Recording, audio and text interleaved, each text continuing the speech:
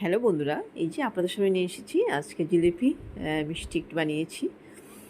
হ্যাঁ, এখানে আমি 2 কাপ ময়দা নিয়েছি, বেকিং পাউডার দিয়েছি আমি, তারপর ঘি দিয়েছি 1 টেবিল স্পুন, একটু নুন দিয়েছি, একটু পাউডার মিল্ক দিয়েছি, টেস্ট ভালো আসবে।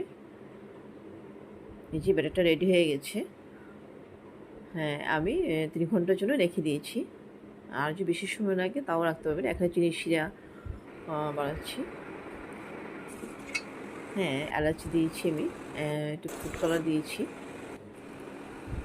এই যে ব্যাটারটা আমি একটা সসে বোতল নিয়েছি। এই যে বন্ধুরা, জিলিপি রেডি হয়ে গেছে। এখন সেটার মধ্যে শিরাটা খুব বেশি হালকাও না, ভারী হবে না। এই যে আমার জিলিপি রেডি হয়ে গেছে। হ্যাঁ বন্ধুরা, কমেন্টে অবশ্যই বলবেন কেমন হয়েছে। সবাই একটু পাশে থাকবেন, সবাই ভালো থাকবেন।